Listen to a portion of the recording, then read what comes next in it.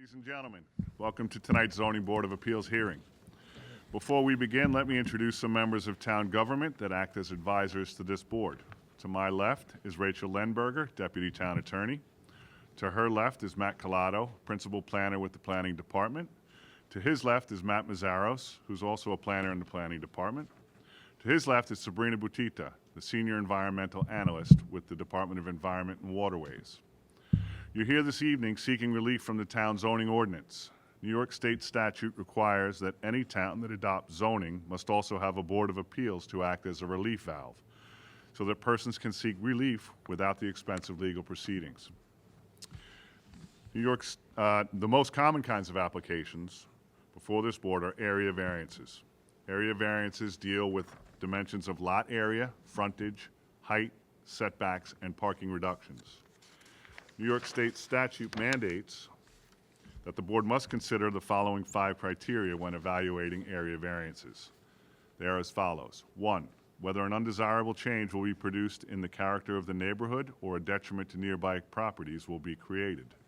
2, whether the applicant has other feasible alternatives. 3, whether the variance is substantial. 4, whether an adverse impact on the environment will be created. And 5, whether the alleged difficulty is self-created. This board also has the authority to grant special exceptions, also known as a special use permit or conditional use permit. This is a use that is permitted by zoning, but under specific conditions designed to ensure compatibility with the surrounding area and the overall zoning plan. This board must approve the application if all of the general specific requirements are met. If they are not, this board must deny, unless they request variances. At that point, the 5 considerations and the balancing test will be applied. The board has the power to impose reasonable conditions that relate to the variances. Now regarding procedures. Cases will be called in the order that they were advertised. When your case is called, please come forward, submit your affidavits and mailing receipts to Mr. Collado, and then you'll be given the opportunity to explain to the board why the variance is needed. Again, please address the 5 considerations. After the applicant is done speaking, all parties interested will be given 1 opportunity and only 1 opportunity to be heard. Please organize your thoughts and keep your remarks factual, related to the case, as well as the variances being sought. Then we'll ask the applicant to come back to the podium to address your concerns. The board will then close the case and reserve decision. After all hearings are closed, the board will review cases and decide some of them, and others will be decided at a later date. There are 3 ways to find out about your case. The first is you can wait until after the public hearing, but there is no guarantee that the board is going to act on your case tonight. Second way is to check the website after 11 a.m. tomorrow. The third way is applicants can wait and be notified by mail. After the cases are closed, no additional information or testimony can be submitted. We have 1 adjournment this evening, and that is case number 19524, Terry Nichols Institutional Food Merchants LLC. Is anyone here for that case? That case is going to be heard on July 14th. Matt, it's all yours. Good evening, everyone. The first case for tonight is case 19526, John Ackerson. The location is 148 Oakside Drive in Smithtown. It's on the north side of Oakside Drive, 3,622 feet east of Landing Avenue. Property zoned R43. The request is a variance to increase the max height from 15 feet to 22 feet for a proposed 1,440 square foot detached garage with rec room. Increase the number of stories of accessory structure from 1 to 2 for a proposed 1,440 square foot detached garage with a rec room, and permit environmentally sensitive lands to be altered where depth to groundwater is less than 10 feet. Okay, is John Ackerson here or a representative for John? No? All right, guess we'll move on to the next one and call it again. Next case is case 19527, John Rooney. Location is 16 Retta Lane in Comac. It's on the west side of Retta Lane, 132 feet south of Lorinda Drive. Property zoned R10. The property is also split between the town of Smithtown and the town of Huntington. The request is a variance to reduce the minimum rear yard setback from 50 feet to 34 feet for a proposed 699 square foot first floor addition, reduce minimum rear yard setback from 50 feet to 48 feet for a proposed 52 square foot shed. Good evening. Hi, how are you? My wife Erin and I are going to be represented by Todd O'Connell Architecture tonight. Okay, so just state your first name, last name, Sure. and address. John Rooney, 16 Retta Lane, Comac, New York. Thank you very much. Good evening. Carlos Munoz from Todd O'Connell Architects, 1200 Veterans Memorial Highway. Just spell your last name, please. Munoz. Thank you. So we're proposing a one-story addition, about 669 square feet, or 699 square feet, that is encroaching the rear yard 34.69 feet where 50 feet is required, and also a 52 square foot shed that is attached to the proposed addition that is has a 49-foot setback when 50 feet is required. It's a minimal, a small addition. We don't think that this variance is going to cause any negative impact on the neighborhood. You can't even see it from the street. It's only one story. Any environmental waste created by the house, like water runoff, will be taken care of with proposed dry wells. We're not doing a new sanitary system because we're not increasing the bedroom count. But I think the addition is necessary for this family. It's a small house. It's about 1,000 square foot home right now. And adding the 699 square foot to the house, it's essential to properly accommodate a family. It's only 3 bedrooms, but small living room, small dining room. There are alternatives. I mean, we could do a second floor addition, but financially, that would cost a lot more. Not because of the second floor, but it would take a lot more square footage to be able to accommodate the same program. So that's why we didn't go that route. But I don't think although it's self-created, again, I don't think we have another choice to minimize the cost of the construction as opposed to doing a second floor. Thank you. Anyone on the board have any questions? No, thank you. Planning Department? No, thanks. Sabrina? No, thank you. Is there anyone in the audience that would like to be heard on this application? There being none, I'll entertain a motion to close the hearing. So moved. Motion and a second. All in favor? Aye. Motion carries. Case closed. Thank you. Thank you.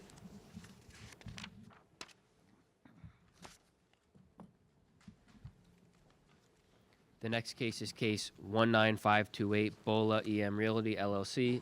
Location is 2207 Jericho Turnpike in Comac. It's on the north side of Jericho Turnpike, 135 feet west of Ruth Boulevard, property zone WSI. The request is a variance to increase the max area of a ground sign from 40 square feet to 82 square feet for a proposed 82 square foot ground sign.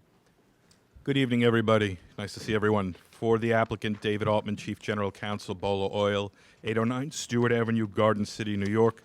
With me this evening is Nicholas Buscemi from High Point Engineering. He's one of the project civil engineers.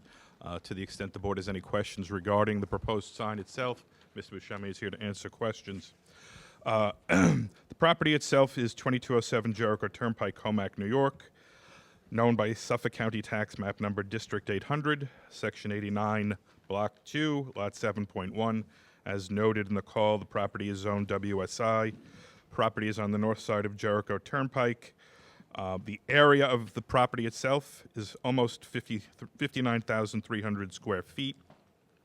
The pertinent measurement here is approximately 310 feet of frontage on Jericho Turnpike. As the board may recall, we were before you, I believe it was in December of last year, with a sign package which encompassed the entire site. One of the issues that arose during the hearing, and we understand, given the town's policy relative to canopy signs, at the time there were canopy signs present at the property which noted the car wash use at the site. The board did not grant that variance. Those signs were subsequently removed, I believe about 3 weeks ago. During our appearance before the board in December, we had discussed an alternative, and one of the alternatives posited by the board itself was actually adding to the proposed ground sign, and that's what the applicant seeks to do. If you look at the, I guess, the digital board in front of everybody, the proposal right now would be to add a panel at the bottom of the existing monument sign. The measurement of that panel would be 2 feet in height by approximately 9 feet 8 inches in length, or approximately 20 square feet. It would increase the area of the existing ground sign from approximately 62 feet, which the current ground sign enjoys a variant itself, to 82 square feet. Arguably, roughly a 25% increase in the overall area of the sign, but given the length of the site frontage as well as the roadway configuration of the area, I respectfully submit that the variance sought is de minimis and both necessary to advertise and give note to the motoring public, particularly as we discussed at the last hearing, westbound traffic on Jericho, of the car wash use at the property. There will be no adverse impact to neighboring properties, character of the area already established. Again, there is an existing monument sign, and this is just an additional panel to that sign. It will be consistent with other signage in the area.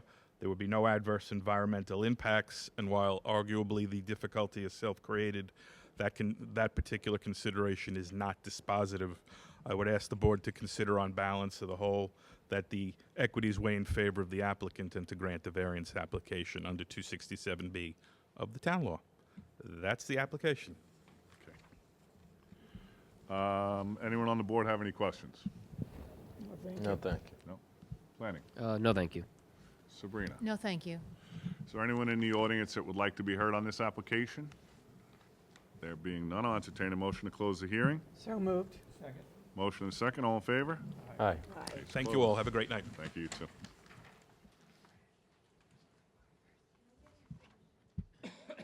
Address?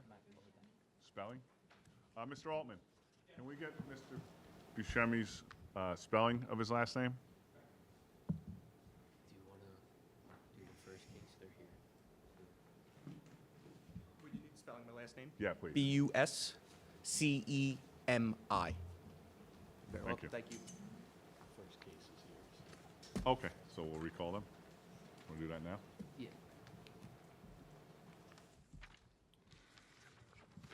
So we'll go back to the first case.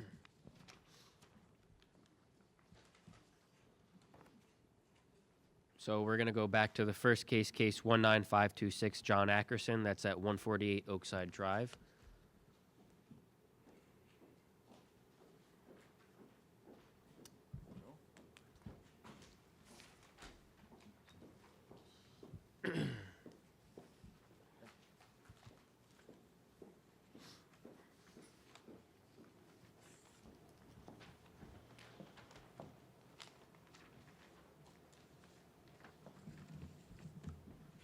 Good evening.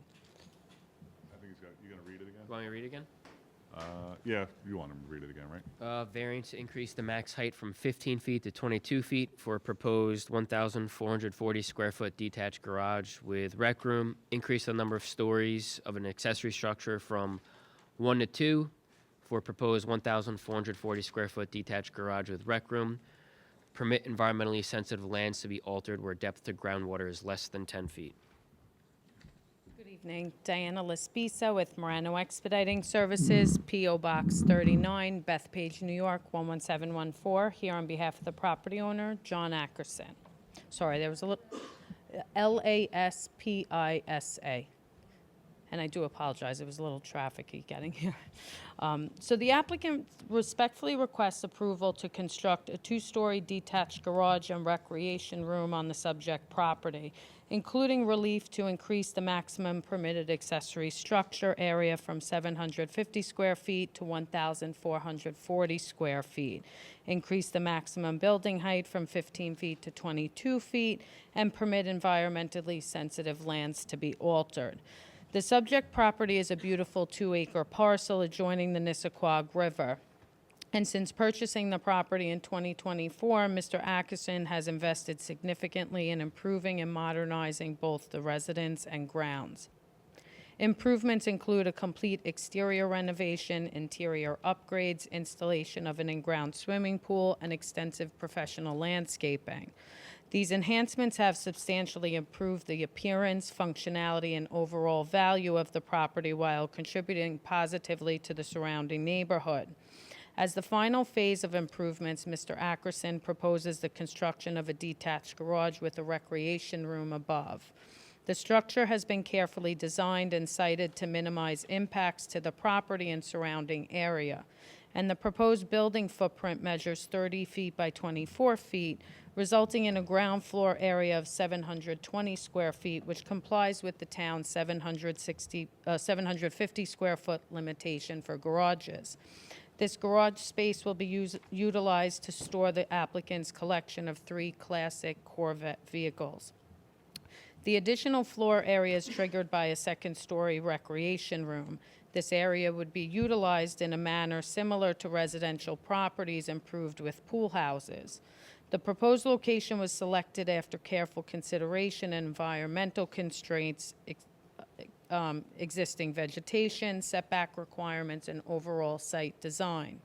Importantly, the structure is proposed within an existing open area containing no trees, minimizing the need for vegetation removal. And the design also takes advantage of the existing driveway, eliminating the need for additional paved access and reducing overall site disturbance and impervious coverage.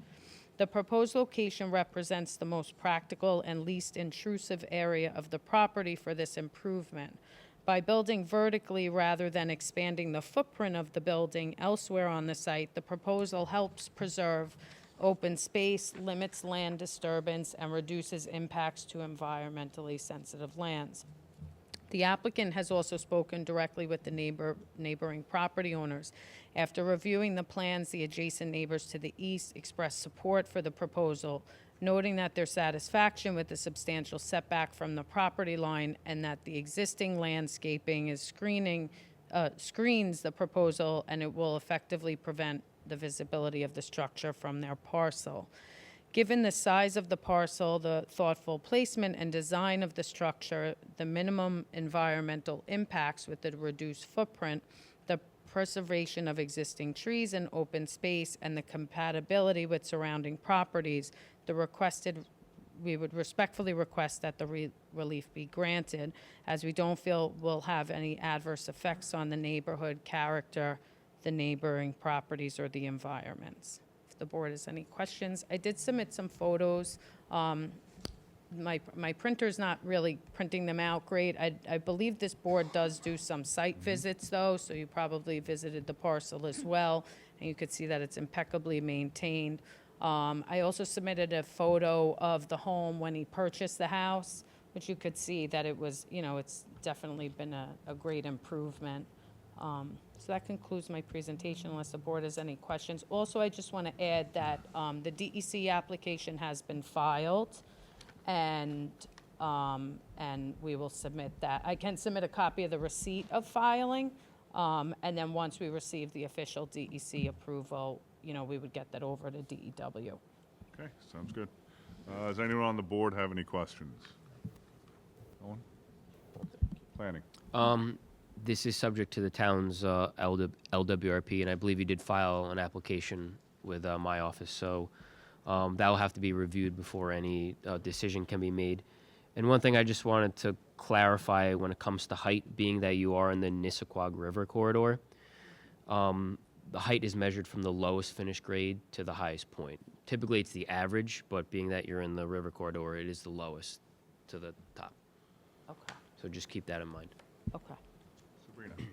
Mr. Chairman, we will need that determination before we can make our final recommendation to the board regarding the LWRP. And as soon as you get that information regarding DEC, please forward it to our office. Do you want the receipt now?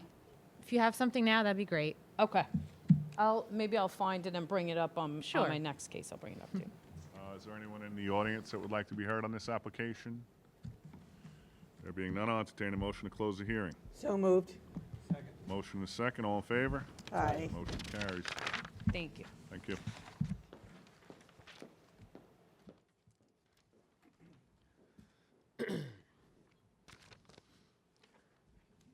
next case is case 19529 Douglas Barrett, location 56 Glenwood Drive in Hopog. It's on the south side of Glenwood Drive, 210 feet east of Dewberry Place. Property is owned R15. The request is a variance to permit environmentally sensitive land to be altered for proposed retaining walls, permit structures within 10 feet of any slope higher than 25%. Good evening. How you doing? My name is Douglas Barrett. I live at 56 Glenwood Drive in Hopog, and I'm requesting a variance so that I could do 2 retaining walls in the back. Right now, there's hills of dirt that there was trees that were coming down that we cleaned out, and there was an existing retaining wall that we cleaned out, and we're trying to do 2 4-foot retaining walls, 60 foot in length, with a 4-foot setback, and then a retaining wall on either side. One side is 33 feet long. The other one would be 27 because of where the stairs would come up, under 4 foot. Everything is under 4 foot in height.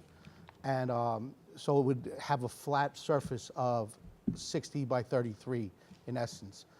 It would hold the dirt back, and it would also give us more property up there for living space. I have 2 young children, and we're a young family. We moved there in 2019. And little by little, we've been trying to make the property the best we can. And this issue, we've been going on for about 3 years now, a couple stop work orders and such, and trying to get permits. And so we've talked to all the neighbors. No neighbor has an issue with the proposed. They actually want it because it'll clean up the area. And we're planning on doing a railing in the front because it'll be over, a few feet tall. And it just is going to add to the property and beautify it. We're going to do vegetation on all the property lines, if approved, obviously. That's what we're requesting. Is there anyone on the board that has any questions? Oh, thank you. I believe we received a letter in support from one of your neighbors. We'll make it part of the record. Thank you. Planning, you have anything? Just want to clarify, you said there are 2 4-foot retaining walls and they're set back 6 feet? Or 4? 4 foot. Four It would be like 3'11", and then 4 foot setback and 3'11". Okay, thank you. And then there would be one on either side. On the left side, it's more for aesthetics because when I was cleaning out the trees, we lowered some of the property line because of making a ramp for the machine. So there'll be material added. But there's an existing retaining wall in the front, and everything will be level to the existing retaining wall, going back, all Okay. around. Thank you. DEW? No, thank you. Is there anyone in the audience that would like to be heard on this application? There being none, I'll entertain a motion to close the hearing. So moved. Motion and a second, all in favor? Aye. Aye. Motion carries. Thank you. Thank you for your time, everyone.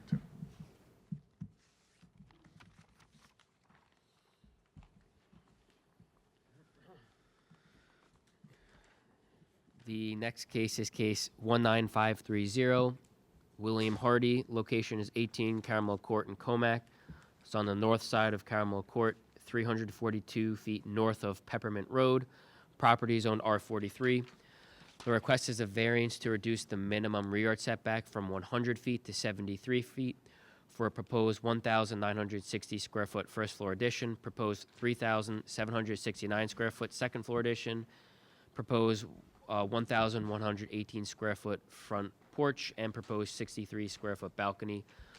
Reduce minimum side yard setback from 24 feet to 21 feet. Reduce minimum total side yard setback from 60 feet to 48 feet. Increase the max permitted garage floor area within the principal building from 750 square feet to 1,304 square feet.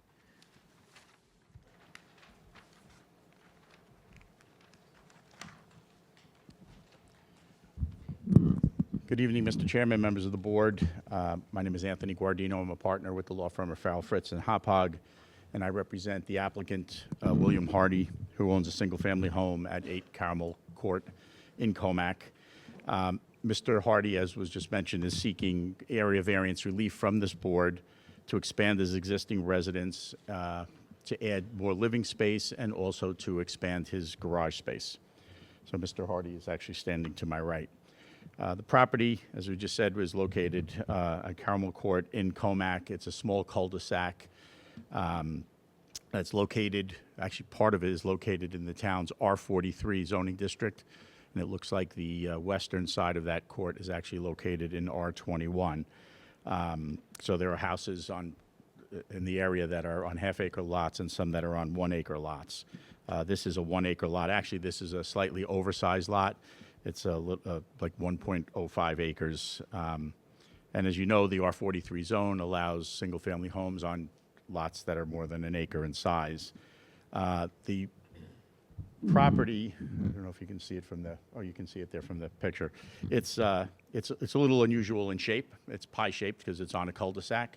So it's got, so the frontage is a lot less than the rear property line. So it's kind of shaped like a pie, and that actually contributes to the need for, at the very least, for the side yard variance, because some portions where you're in compliance and some you're not because of the angle of the side yard properties.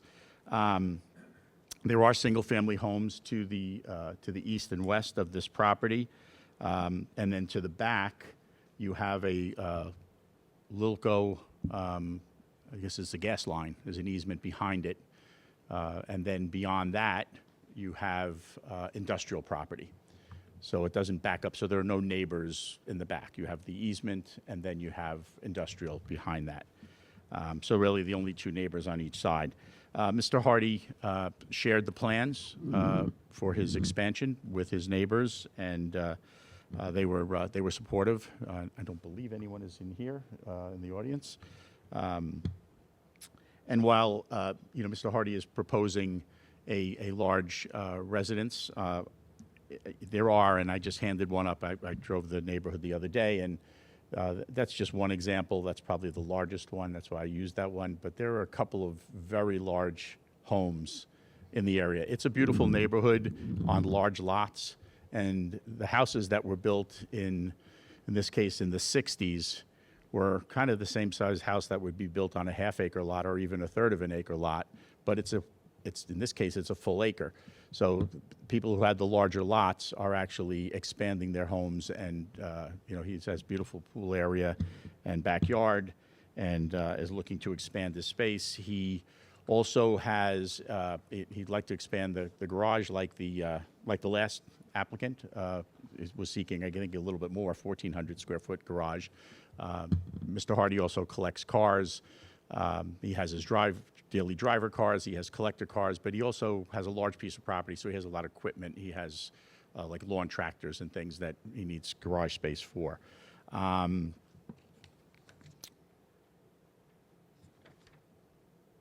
The addition that he's proposing, as was mentioned, 1,960 square foot first floor addition that will have space up to the ceiling. It will look up to the roof line. And then there's a 3,769 square foot addition, and then about 1,118 square foot front porch with a small 63 square foot balcony. And these additions all trigger the need for relief, area variance relief, which in my opinion is not significant. The rear yard is 100 feet is required, and he's proposing 73 feet with the addition. And again, just keep in mind, behind, there are no neighbors. You have the Lilco easement, the gas line, and then industrial beyond. He needs a side yard setback. The code requires 24 feet, and he's proposing 21 feet. And again, that's attributable to the shape of the lot. And then the other one is also a side yard, but it's the side yard aggregate, where you need 60 feet combined, both sides, and he's at 48 feet. So he still has significant side yards, but not enough to meet the code. And then, of course, he needs the relief for the garage, where the code limits the garage space to 750 square feet, and he's proposing 1,304 square feet. With respect to the five factors, obviously the additions are of great benefit to Mr. Hardy, and there is no corresponding detriment to the neighbors, particularly if he showed his neighbors the plans and nobody seems to have any issue with it.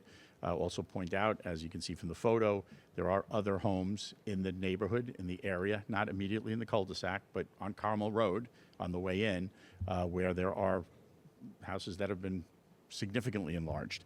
So it's not really out of character.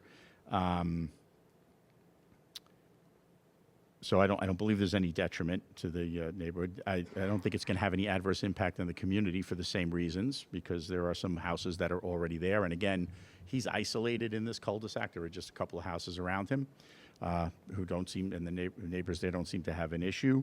There's really no other feasible way to build the addition without these variances. I don't think they're terribly significant, either quantitatively or qualitatively, given the neighbors who are consenting or cooperating and not objecting, and then the fact that you don't really have a neighbor in the back. There's no adverse impact on the environment or the physical conditions, because the house it's already there, right? There's already a house there. It's a fully developed lot. There's nothing environmentally significant on this area, and again, backing up to an easement and an industrial area. I'm sorry.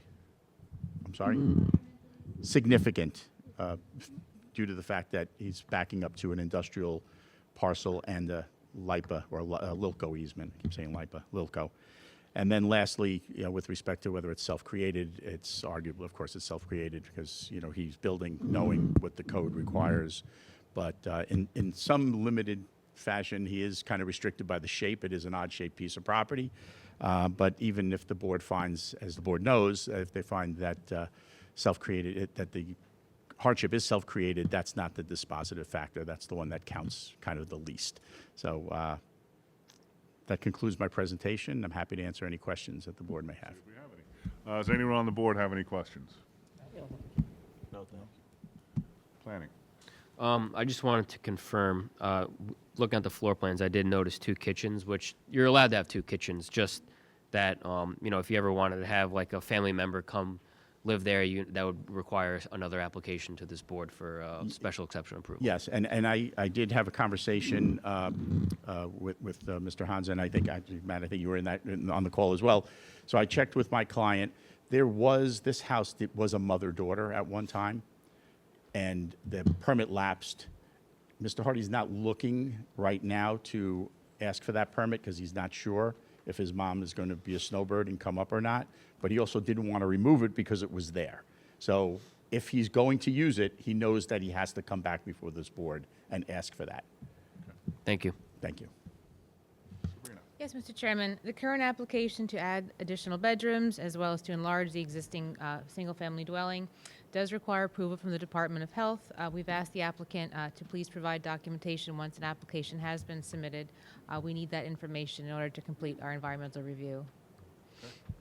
You have that? I do not have that yet. I did speak with Sabrina earlier, and I did then speak with H2M, and they are going to make the request of the health department. Okay. We understand what's necessary, and that we understand that this board is not in a position then to vote on this tonight. We get that. Thank you. Thanks. Is there anyone in the audience that would like to be heard on this application? There being none, I'll entertain a motion to close the hearing. So moved. Motion is second. All in favor?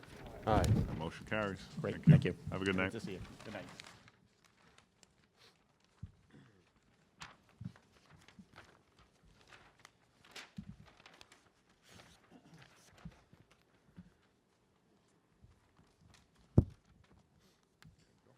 The next case is case 19531 Thomas DeSillis, location 25 Loft Road in Smithtown.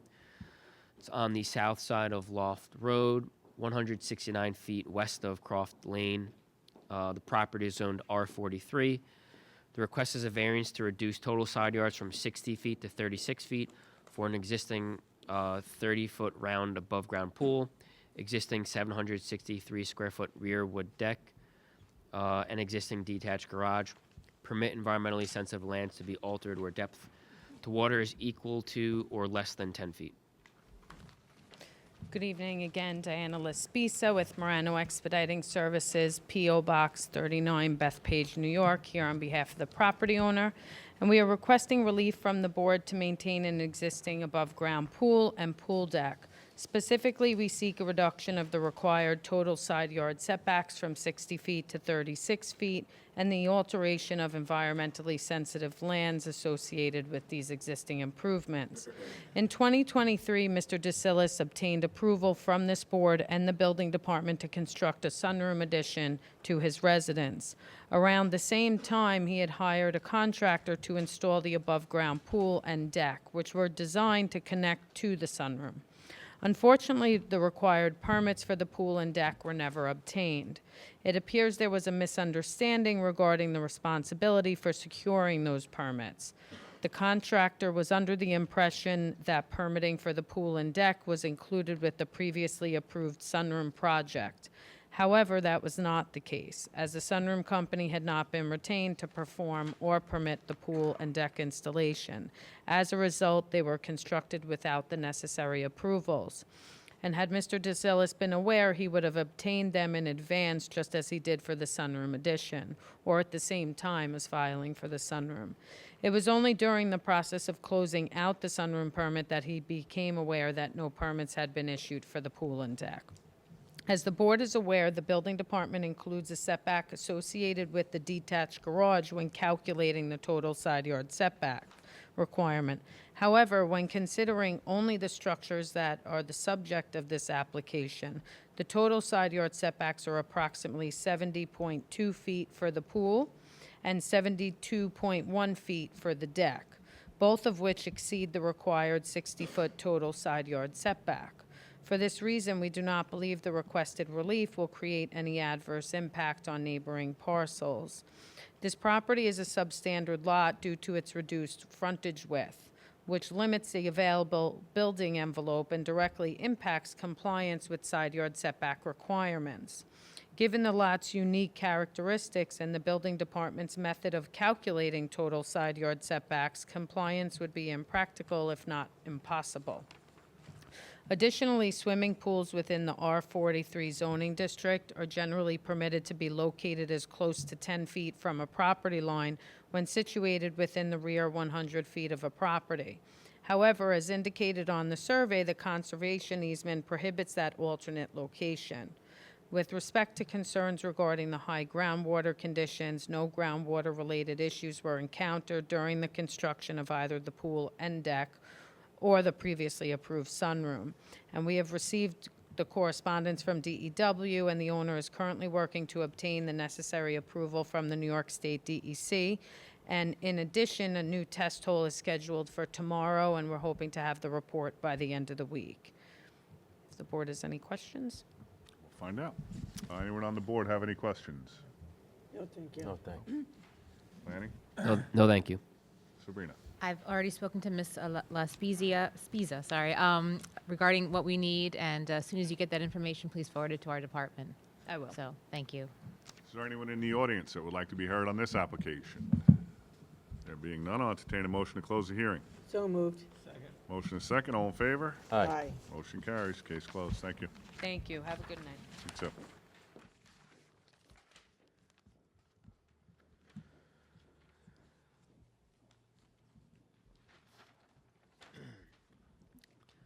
The next case is case 19532, Christopher Kiefer. Location is 272 7th Avenue in St. James. It's on the northwest corner of 5th Street and 7th Avenue. Property is zoned R10. The request is a variance to reduce the minimum front yard setback from 25 feet to 11 feet for a proposed 16 by 26 foot in-ground swimming pool. Reduce front yard setback from lot line from 10 feet to 0 for a proposed 6-foot fence on a corner lot. Permit accessory structure in the required front yards. Permit a fence greater than 4 feet in the required front yard.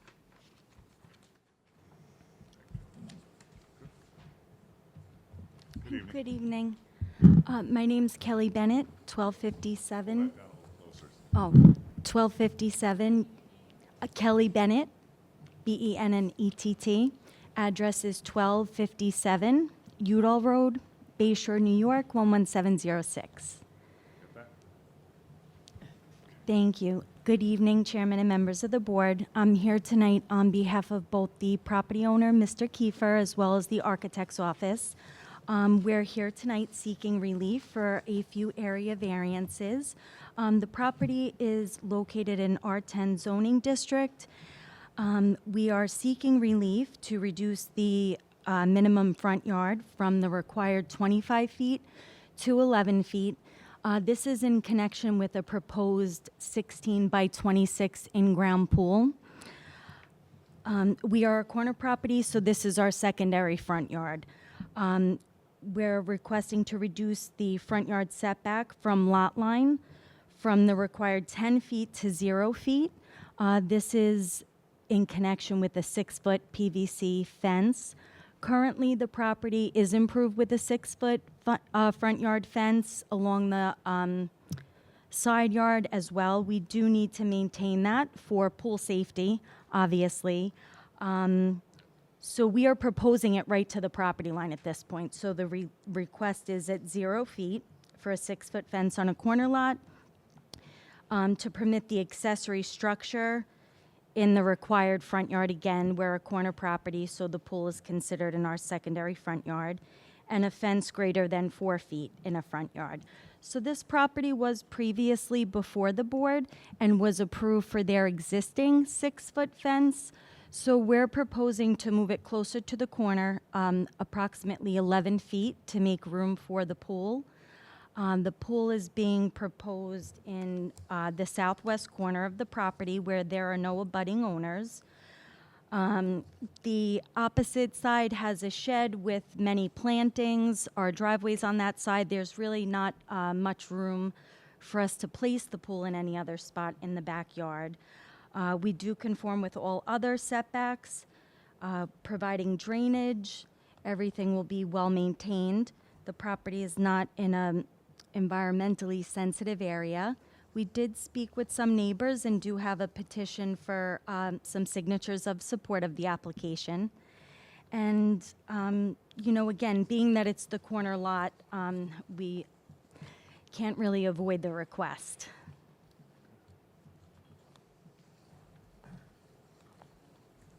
Is there anyone on the board that has any questions regarding this application? No, thank you. No? Planning. No, thanks. Sabrina? No, thank you. Is there anyone in the audience that would like to be heard on this application? There being none, I'll entertain a motion to close the hearing. So moved.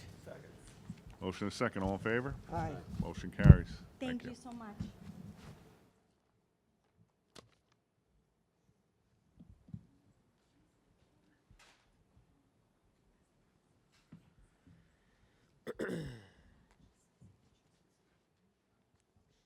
You'll stick it with the file.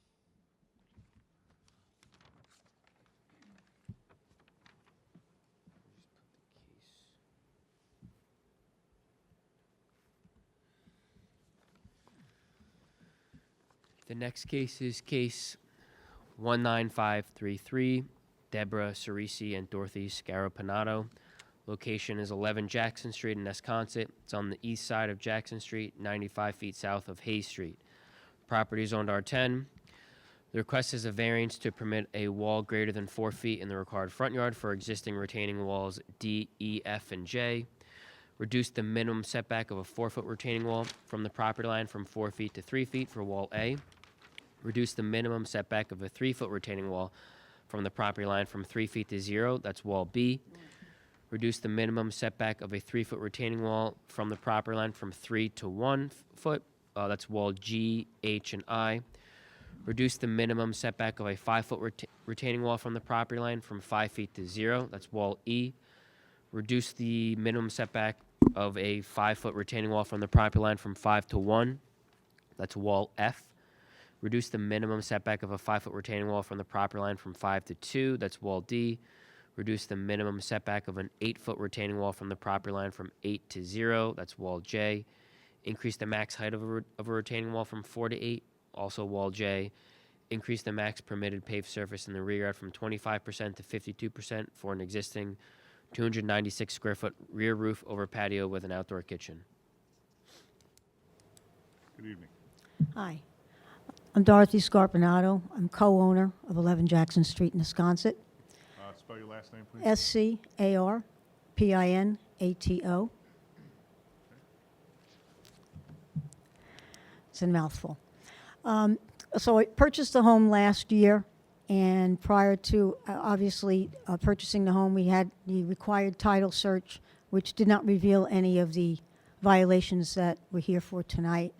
When we closed on the house, everything went fine, and subsequent to that, we found out that certain pre-existing structures that were on the property were, I guess, in violation. So we are here tonight to try and rectify that, and we've applied for variances. My name is Curtis Taufman. I'm an architect. My name of my company is Curtis Design Group.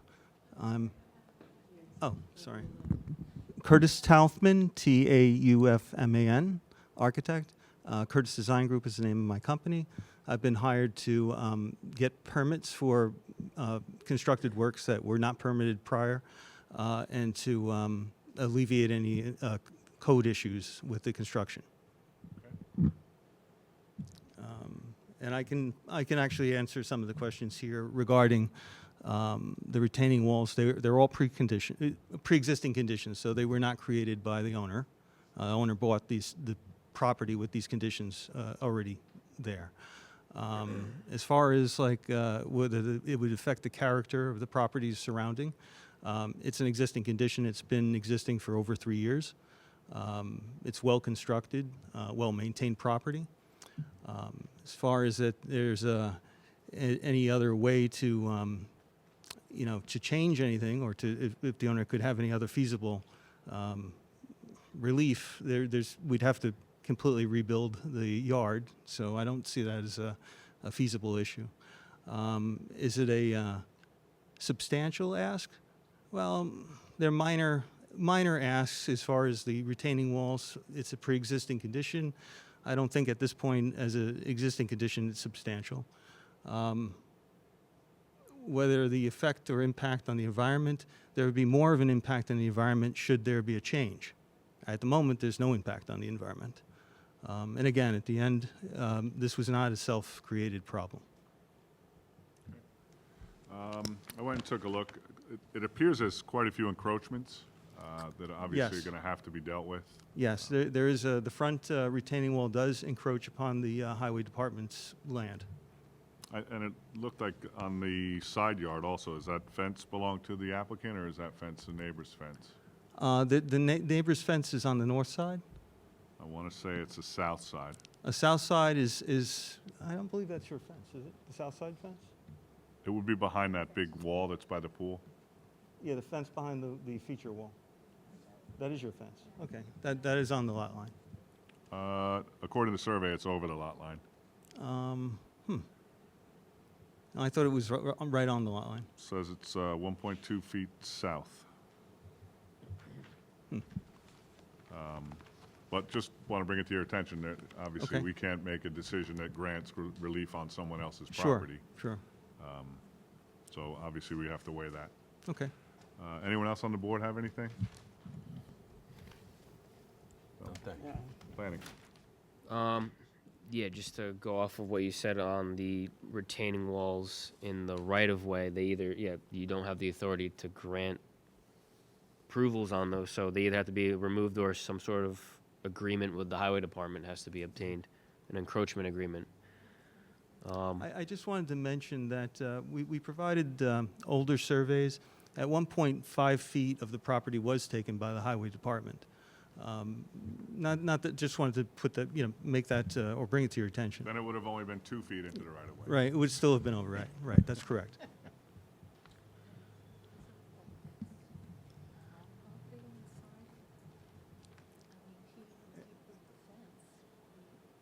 The fence is on the south side. It's over the property line slightly. Is that it, Matt? Yeah, Sabrina? Our comments were the same regarding the encroachments and contacting the highway department. Okay, thank you. Is there anyone in the audience that would like to be heard on this application? Okay, there being none, I'll entertain a motion to close the hearing. So moved. Motion and second, all in favor? Aye. Motion carries. Thank you. Thank you, Board.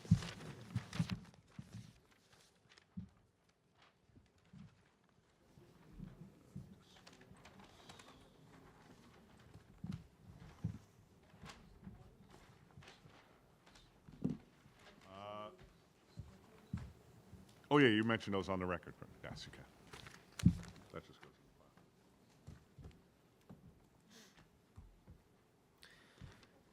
The next case is case 19534, Premier Pets, Inc. The location is 556 North Country Road in St. James, on the south side of North Country Road, 124 feet west of Acorn Road. Property is owned central business. The request is special exception to permit animal boarding kennel. Good evening. Good evening. Thank you for your time tonight. My name is Susan Damodio, Damodio. I own and operate Top Dog Groomery Boutique, Premier Pets, as you guys know it. It's at 556 North Country Road, Suite 4, in St. James. I am looking to request a variance of special exception to allow for boarding and daycare. I am taking 2 spaces next door to me, Suite 6 and Suite 8. Suite 6 was a doctor's office, Suite 8 was a karate studio.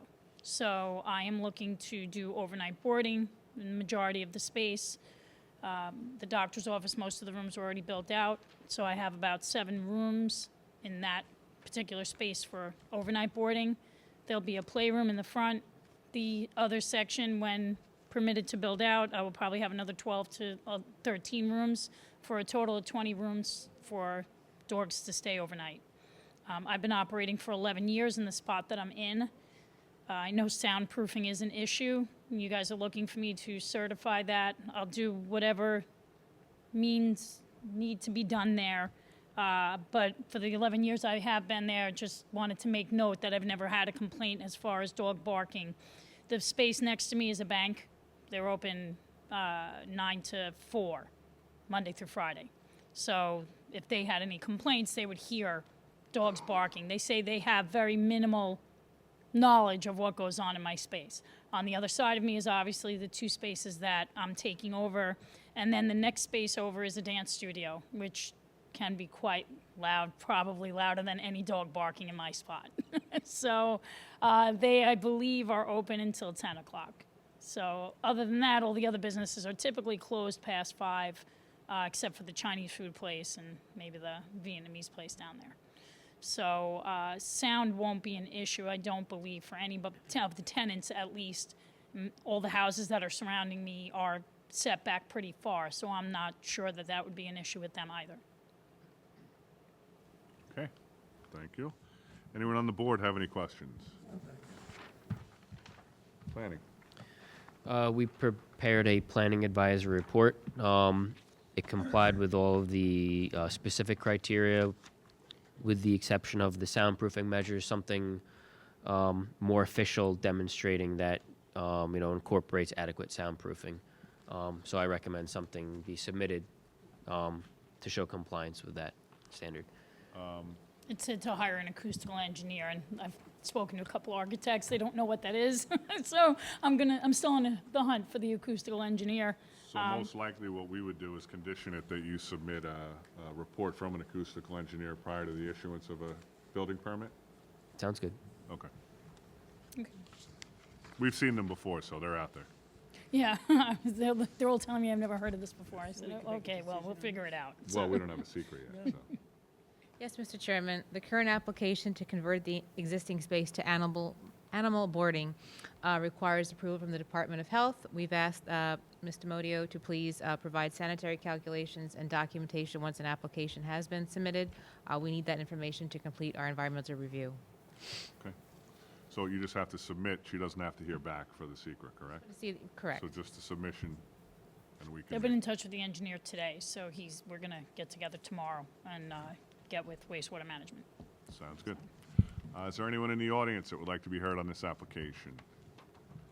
There being none, I'll entertain a motion to close the hearing. So moved. Second. Motion is second. All in favor? Aye. Motion carries. Thank you. Thank you for your time. Thank you.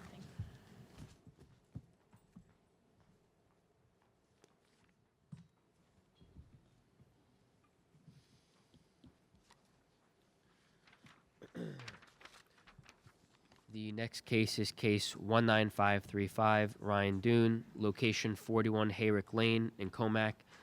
It's on the west side of Hayrick Lane, 425 feet south of Barley Place.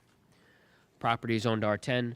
The request is a variance to reduce the minimum side yard setback from 12 feet to 8 feet, reduce total side yards from 28 feet to 18 feet for a proposed 1,444 square foot first floor addition, proposed 247 square foot porch, and proposed 192 square foot roof over patio. Good evening. My name is Ryan Dunn, D-U-N-N-E, and my address is 41 Hayrick Lane, Comac, New York, 11725. I'm requesting my architect, Scott Kahn, to speak on my behalf. Good evening. Good evening, Mr. Chairman, members of the board. Scott Kahn, it's K-A-H-N, principal at Oyster Bay Drafting and Architecture, 68 West Main Street, Oyster Bay, New York. I'm here tonight representing the Dunn family, who seek only 2 variances before you to expand and beautify their home. In keeping this a ranch-style home, which is very common in the area, the Dunns needed more living space as they just had a newborn baby girl and a 3-year-old boy. Well, they had the boy first, now the girl. We're proposing a side rear yard family room addition along with an expanded primary bedroom, not adding a second floor. Our first request is to allow an 8-foot side yard in lieu of the minimum 12 allowed by ordinance. And our second request is to permit an aggregate of 18 feet in lieu of the minimum 28-foot required by code. Sure. We're asking for an 8-foot side yard setback in lieu of the minimum allowed by ordinance. And our second request is to permit an aggregate of 18 feet in lieu of the 28-foot minimum by code. All other aspects of the zoning will be met for the R10 zoning. This is a very common addition in the area. A lot of the existing homes are ranches with that carport. So basically what's eliminating the carport and the shed that's attached to it and building really to the same setback that's there now. There'll be no undesirable change produced by these additions, nor will there be any detriment to nearby properties if this variance is granted. The only other method to achieve my client's goal would be to build up, but our first floor renovation would be much less costly. The request is not substantial, nor would it have any adverse effect on the neighborhood or environment. And lastly, the request was self-created, but if the lot was 10 feet wider, we wouldn't be here before you. And I could answer any questions the board might have. Okay, let's find out. Anyone on the board have any questions? No, thank you. Planning? No, thank you. Sabrina? Yes, Mr. Chairman. The current application to add an additional bedroom and enlarge the existing single-family dwelling requires approval from the Department of Health. We've asked the applicant to please provide documentation once an application has been submitted to the Department of Health, and we need that in order to complete our environmental review. And I have been in communication with Mr. Dunn regarding some of these requirements. Thank you. Anyone in the audience like to be heard on this application? There being none, I'll entertain a motion to close the hearing. So moved. Second. Motion and second, all in favor? Aye. Aye. Motion carries. Thank you very much. Bye-bye.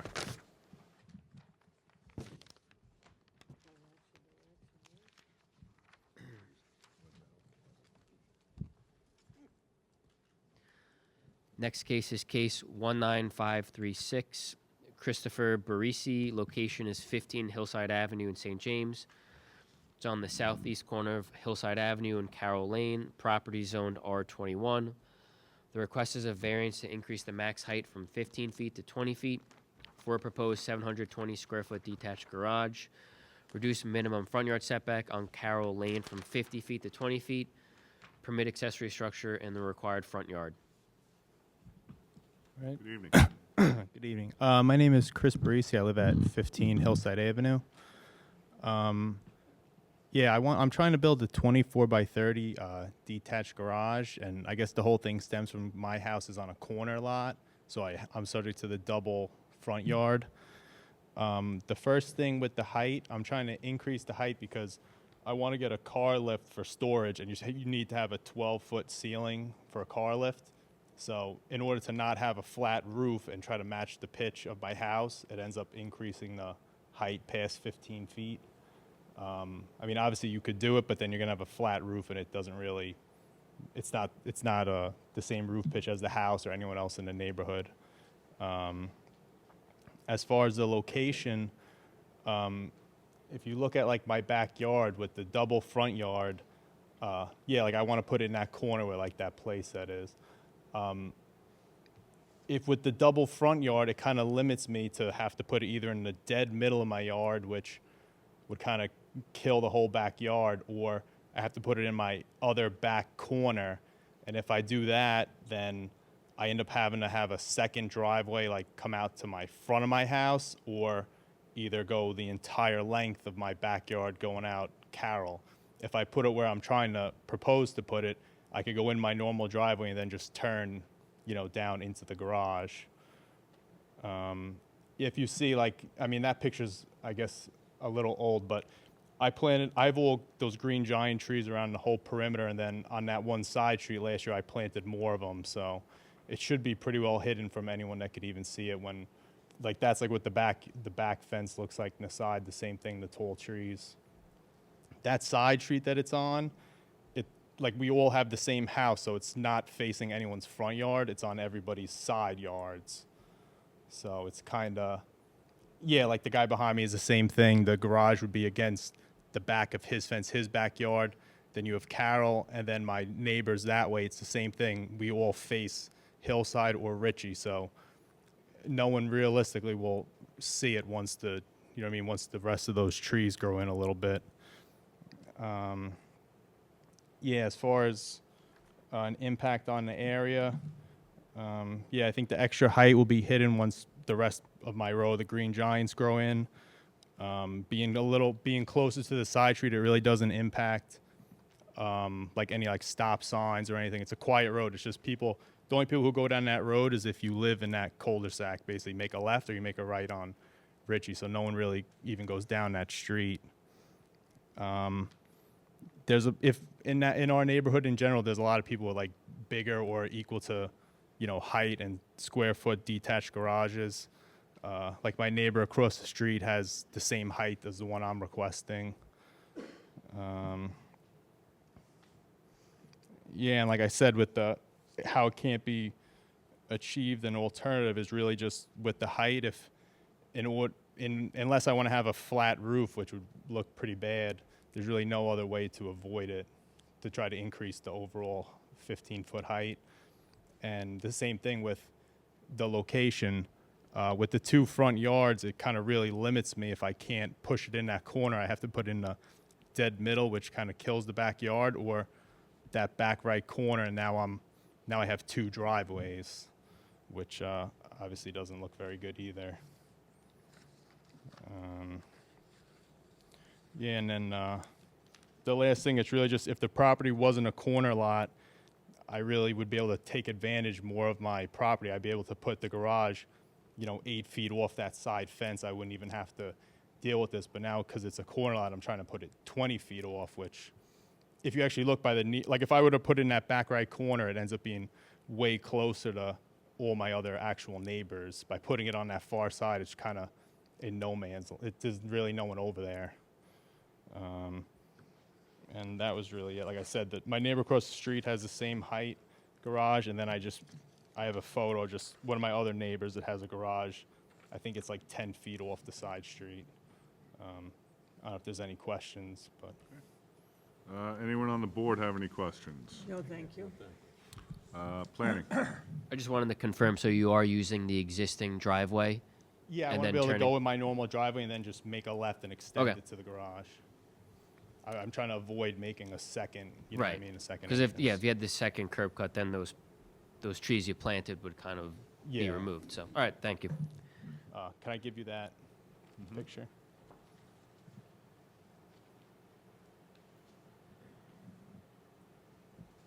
Sabrina, did you have anything? I didn't, thank you. Joe? And then we got to see if anyone else is, anyone in the audience like to be heard on this application? There being none, I'll entertain a motion to close the hearing. So moved. Motion and second, all in favor? Aye. All right, motion carries. Good night.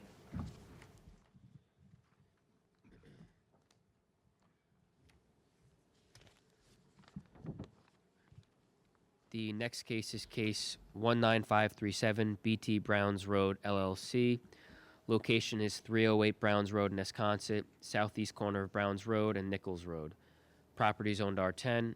The request is a variance to reduce the minimum side yard setback from 12 feet to 6 feet for an existing 260 square foot second story deck, permit accessory structure in the required side yard.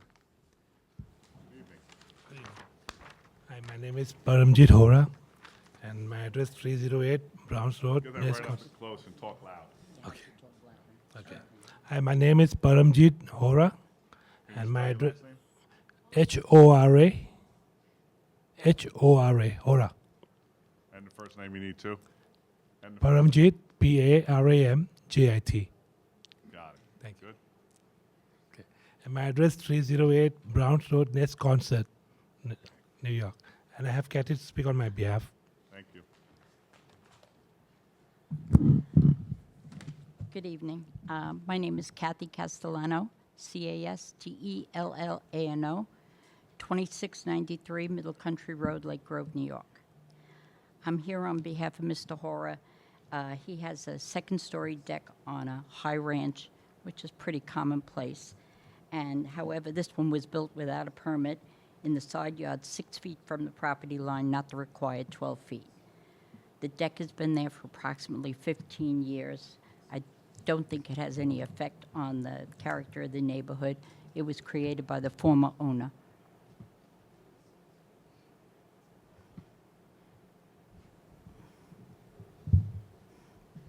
Okay, anyone have any questions? No? Planning. No, thank you. Sabrina. No, thank you. Is there anyone in the audience who would like to be heard on this application? There being none, I'll entertain a motion to close the hearing. So moved. Thank you. Motion and a second, all in favor? Aye. Motion carries. Have a good night. Yeah,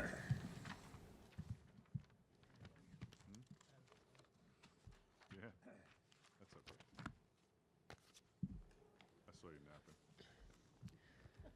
The next case is case 19538, Frank Pizzamenti, location 33 Dorchester Road in Smithtown. It's on the west side of Dorchester Road, 759 feet north of Cortland Row.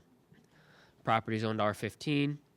The request is a variance to permit environmentally sensitive lands to be altered where depth of groundwater is less than 10 feet for a proposed 14 by 24 foot swimming pool.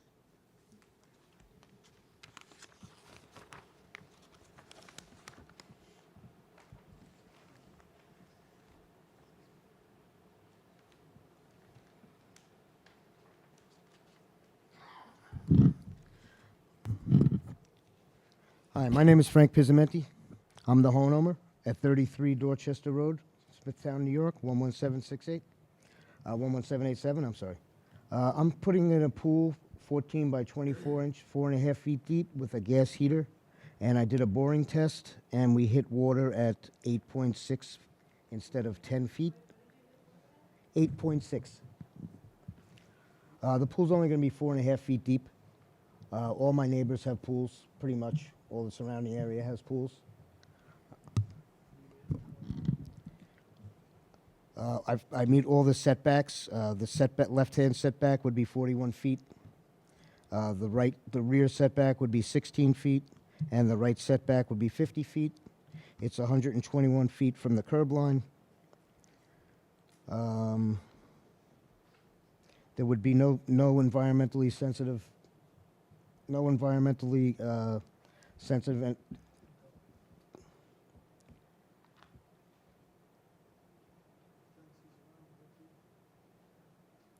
Yeah, nothing environmentally would happen.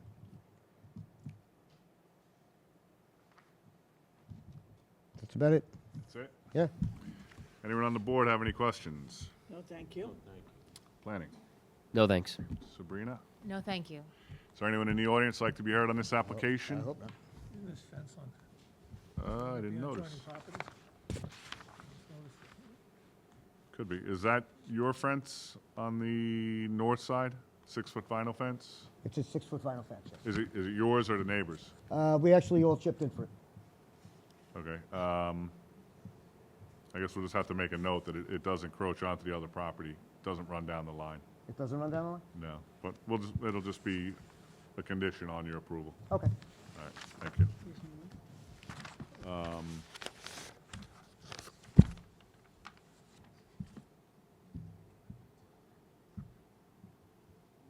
Planning? No other comments. Sabrina? Nope. Is there anyone in the audience like to be heard on this application? There being none, I'll entertain a motion to close the hearing. So moved. Motion is second, all in favor? Down. Motion carries. Yeah. You guys sleeping? Good. Thank you. Be Thank good.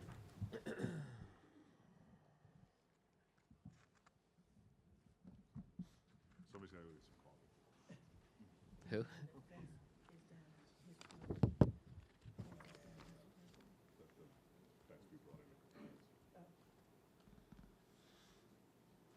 All right, next case is case 19539, Kevin Brady. Location is 10 Heritage Place South in Nesconset. It's on the southwest corner of Heritage Place South and Wilson Avenue. Property is zoned R15. The request is a variance to reduce the front yard setback from lot line from 10 feet to 0 feet for a proposed 6-foot PVC fence on a corner lot. Permit a fence greater than 4 feet in the required front yard. We'll first hop on the mic. Yeah. Just name and address. My name's Kevin Brady. I live at 10 Heritage Place South, Wisconsin. Do you need zip and everything like that, or do you need the zip code and everything? You're good. Oh, all right. I don't know if you guys want these now or after. They're just photos of houses. Turn them in now and then. Yeah, sure. Houses in the neighborhood with similar structures. One of them's actually 2 doors down from me. Just make sure you use the mic because they can't hear you upstairs.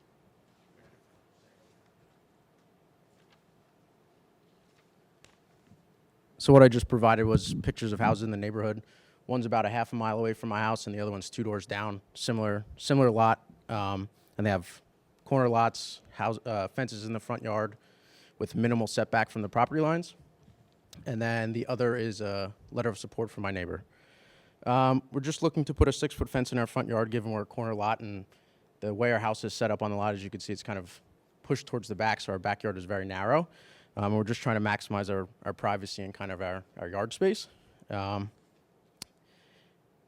We couldn't pursue it in another method just because that's where our that's where our yard permits, and that's kind of the area we have to fence in. I wouldn't consider it substantial, given it only really affects our property. It's a 6-foot fence, which there's plenty of other 6-foot PVC fences in the neighborhood. No impact on the environment. It wouldn't change any drainage patterns or wouldn't impact any existing foliage or any foliage or anything like that. And obviously, there's no existing fence currently, so it's not self-created. I went and took a look at this. One of the things is that most times when you put the fence to 0 on the lot line, it usually stays in line with the house. I believe you're proposing for it to kind of jut out into the front yard. Correct. So it would be in the front or side yard we'd be fencing it. Yep. And the problem that I have with that is that it would be the only one like that, and there's really, when I drove down the street, it's kind of like a wide open front yards everywhere, except for that one other one, but it would kind of really block that road. Sure. So it actually is. I don't want to argue with you, but it's not the only one in the neighborhood. 2 doors down, I provided a picture of it. Same exact lot, same exact fence. It's actually, I spoke to them, they got approved by the board. I didn't see that one. Yeah, it's north of our house. It's on the corner of Heritage Place and Heritage Place South. So if you notice, that's... It's the same exact lot. And it goes to 0, and it's also a corner lot? So I can't speak to if it's to 0 on the property line, but it's minimal setback, and yeah, it's a corner lot, yep. All right, well, I'll go take a look at that. I'm happy to pull up Google Maps or something. No, if it's you'd like. okay. I'll take a look at that one. Anyone else on the board have anything? No, thank you.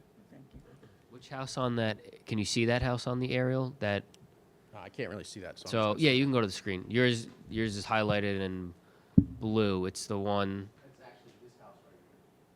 So no, you can't see it. And you know that they got a variance for it? Yeah, because they put in a pool, so that they had. And what street is that on? That's on Heritage also? Yeah, it's on Heritage Place South and Heritage, so those are the 2 cross streets. I'm on Wilson and Heritage Place South. It's 1 block north on Heritage Place and Heritage Place South.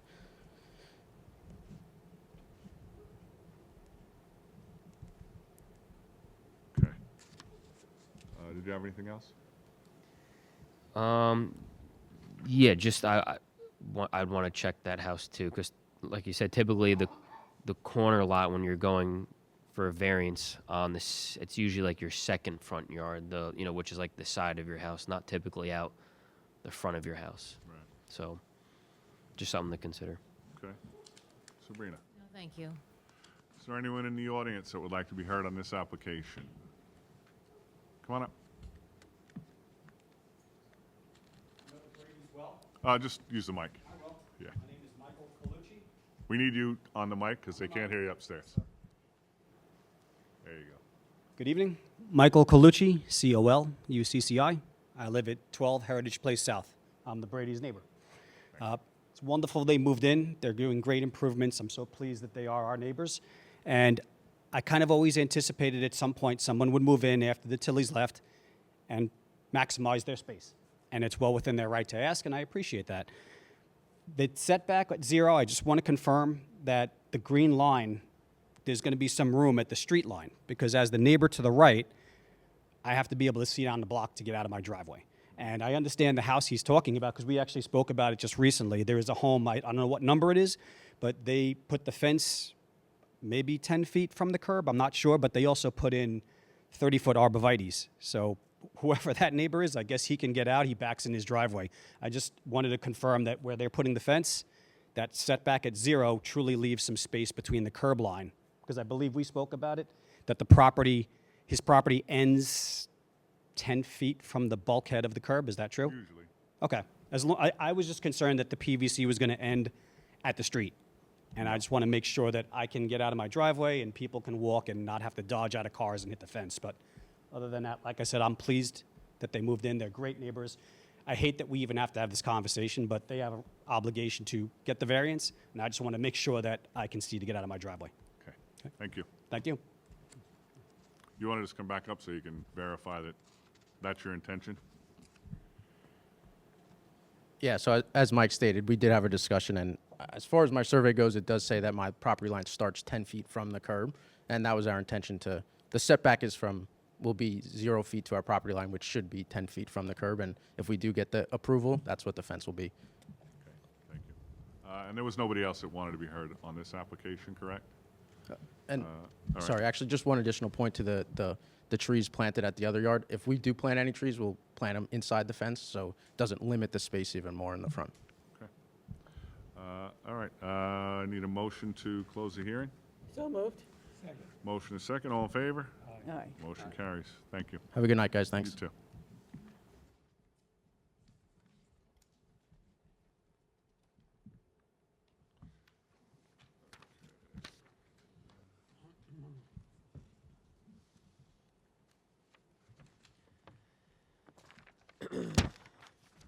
The next house is, the next case is case 19540.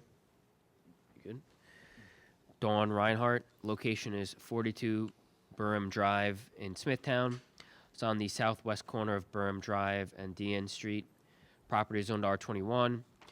The request is a variance to reduce the minimum front yard setback from 50 feet to 49 feet for a proposed 1,653 square foot second floor addition. Reduce minimum side yard setback from 16 feet to 2 feet for an existing hot tub. Permit accessory structure in the required side yard for an existing hot tub. Good evening. Hi, my name is Dawn Reinhardt, 42 Burham Drive, Smithtown, New York. I'm going to turn over the mic to Carlos to speak on my behalf. Good evening. Carlos Munoz, M-U-N-O-Z, from Todd O'Connor Architects.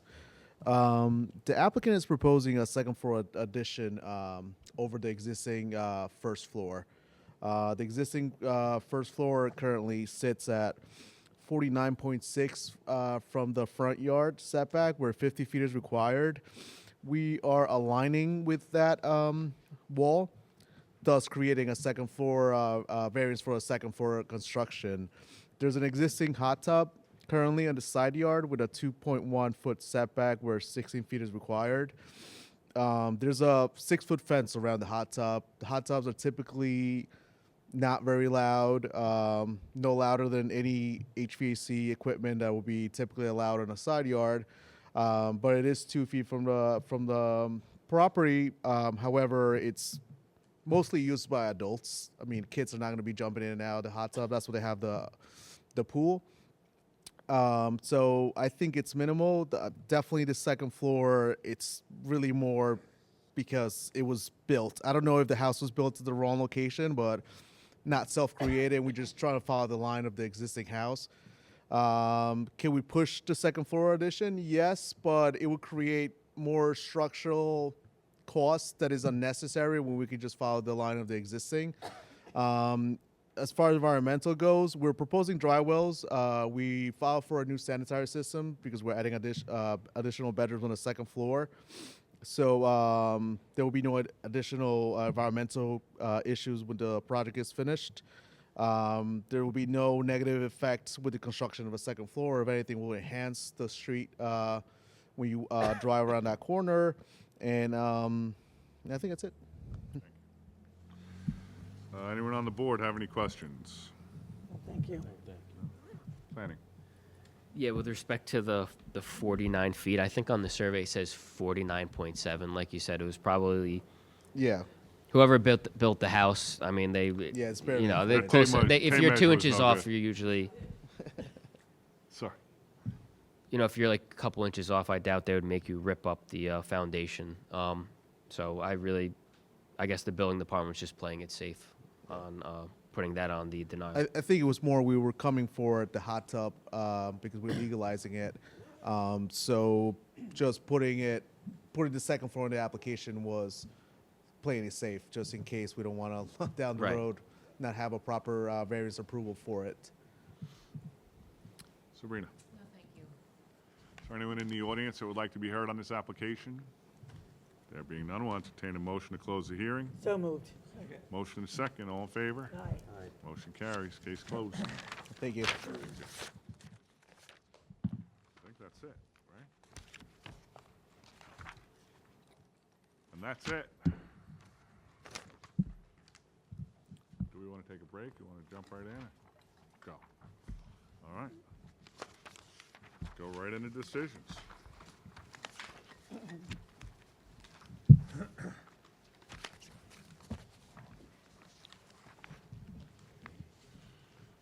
All right, case number, we're still rolling, right, Patrick? Okay. Case number 19526, John Ackerson. We have no action because we're waiting on the LWRP. Next case, case number 19527, John Rooney. On case 19527, I'll make a motion to approve the application as presented. Motion is second, all in favor? Aye. Motion carries 5-0. Case 19528, Bola EM Realty LLC. Did you guys want to just discuss? I know that we talked at planning. There were some signs that are all over the site that we wanted to condition. Yeah, all the non-permitted signage, you know, shall be removed. Okay. All the what? Goes without saying, it's Non-permitted not allowed sign, anyway, yeah. but.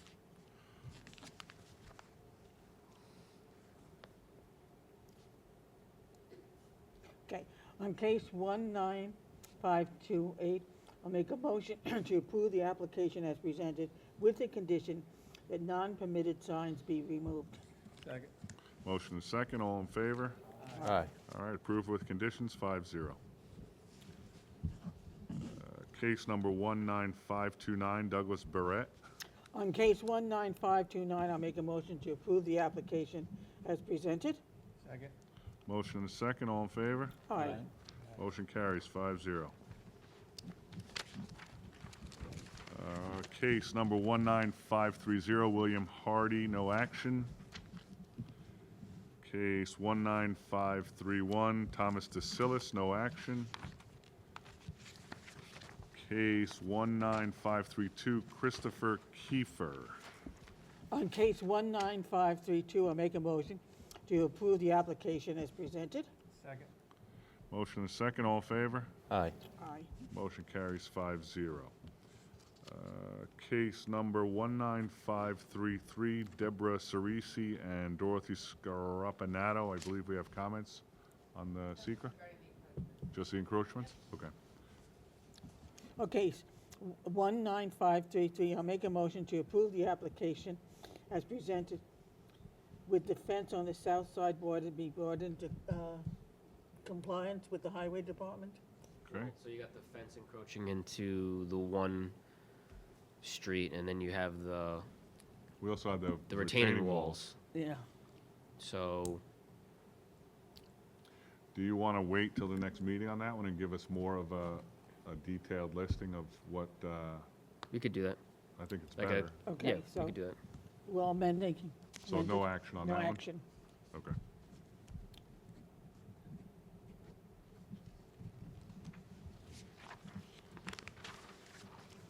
Okay, case 19534, Premier Pets, no action. Case 19535, Ryan Dunn, no action. Case 19536, Christopher Barisi. On case 19536, I'll make a motion to approve the application as presented. I wanted to actually discuss that one. Do you think it makes sense to put a condition? Because the reason that garage is not as impacting is because of all those mature growth trees. If they ever took them down, that thing would be sitting right on the road. So Maybe if we'll we condition put it? it, condition it that they maintain those buffer trees. Trees along, what is it, Carroll Okay. Place? Yeah, With I the think so. condition that we maintain the buffer trees.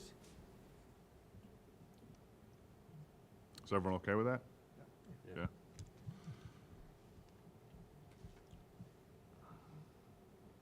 So we have a motion with a condition. We need a second. Motion to approve with a condition, all in favor? Aye. Motion carries 5-0. Case 19537, BT Browns Road LLC. On case 19537, I'll make a motion to approve the application as presented. Motion is second, all in favor? Aye. Motion carries. Case 19538, Frank Pizzamenti. On case 19538, I'll make a motion to approve the application as presented with the condition that the, what do you call, it? The fence be brought into compliance. Okay. Motion is second, all in favor? Aye. Motion carries 5-0. Case 19539, Kevin Brady. We're going to wait till next meeting. We're going to review that other property to see if there was a variance granted. Yes. Okay. All right, case number 19540, Dawn Reinhardt. On case 19540, I'll make a motion to approve the application as presented. Motion is second, all in favor? Aye. Motion carries 5-0. Case 19524 has been adjourned to July 14th. Now on the back. I believe, Matt, you want to give us a little history on 19390 Carrie Yeah, Larson? so, this is the one that she was before the board for legalizing, regrading, altering slopes, and I believe she had side yard variance requests for sheds. So we closed the hearing, but left it, I guess not open, but for the submission of a grading drainage plan. So she submitted plans. We went back and forth with her engineer, and our town engineer. Can you pull up the plans, Matt? So we have, this is the latest plan. I believe it's revised, dated May 22nd of this year, which incorporates a tiered retaining wall. Two walls, they both meet the height setback requirements. There are proposed grades on there. They're hard to see. It's like a yellow shade. So we do believe that this does help alleviate some of the concerns for the regrading, especially some of the comments that the neighbor to the west had. It's my understanding that the neighbor to the west kind of just wants this to move forward so that he doesn't have to deal with the conditions there. I believe his pool was like washed out. So the town engineer was okay with this. So if the board wants to proceed with approving these variances, we would condition, the language that she follow this plan. I would allow some, like if the town engineer requires slight modifications here and there, I would put that in there so they don't have to like come back, She will have to apply for permits, either amend her current permit or file another one for this wall.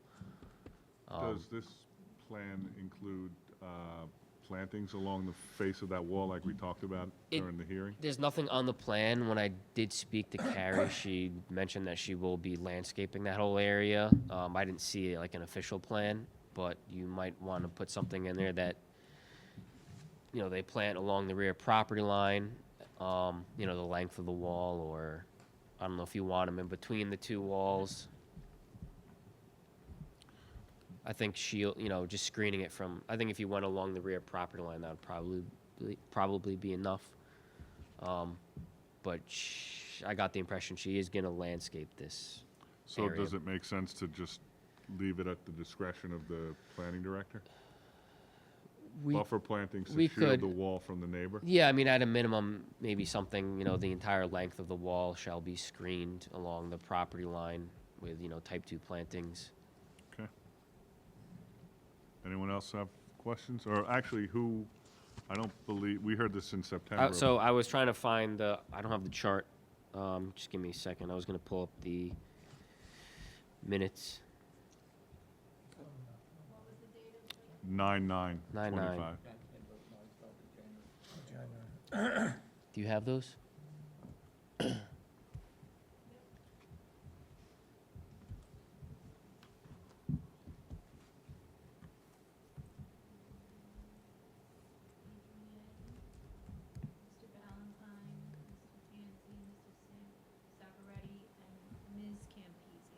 Okay, so it'll be just the three can vote. Okay, so you want to make a motion? Sure. You want me to read? I wrote something quick down.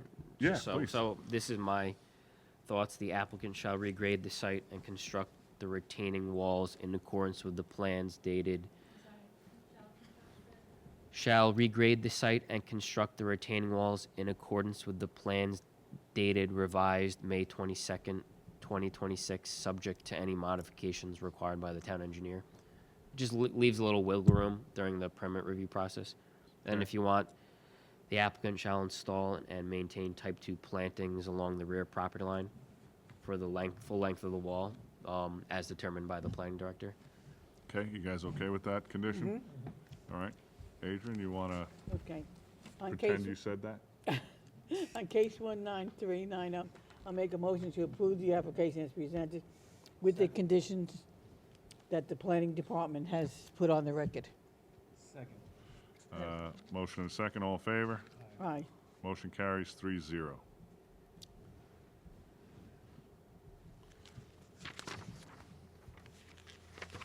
Okay, the next one is case 19461 Lucky Plat Equities, which we heard in January, so I think everyone was there.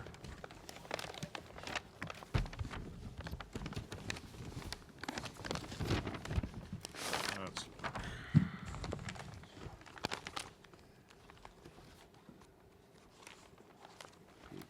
Yeah, I have it here. No, I was not there.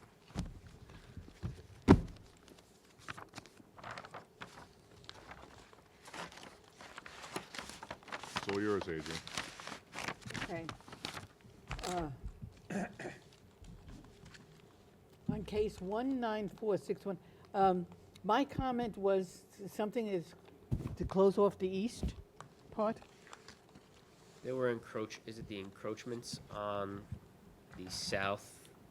There were questions about it, but I know. I don't know if the neighbor, if them and, I can't remember honestly, if it was brought up. There was some like encroachments on the south side. I don't know if it really like impacted the, request before the board. That's maybe something that could be settled at like site plan or Okay. out. I don't know if that like is. I mean, did you guys have any issues with that? Yeah. Okay. I remember the landscape islands were not to Yeah. code. I mean, they could either be eliminated, the ones Mhm. eliminated or land banked or something like that. But I think those are things that could be Okay. addressed at site plan. Okay, good. Okay, in case 19461, I'll make a motion to approve the unlisted neg deck. Second. You're in charge, Adrian. A motion, it's approved to, is it? how It's many? all you. All of us. Approved to 4-1? 4-0. 4-0. All right, motion carried, All right. all approved. Case 19519 Commerce Drive LLC. We heard that one on May 19th.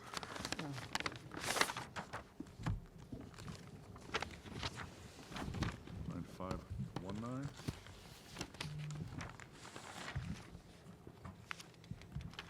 Six.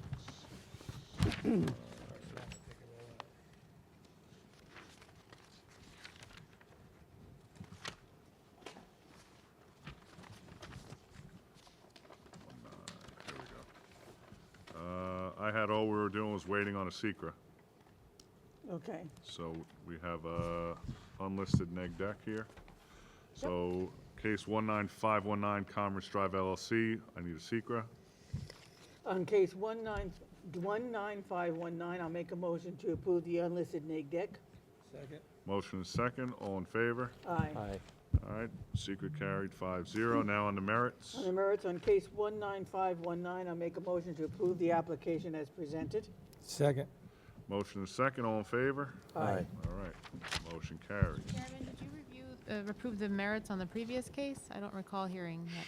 She did. She did? I did, Yeah. okay, my bad, just making sure. Yeah, Okay. it was approved 4-0. Adrian didn't bring her school teacher voice tonight.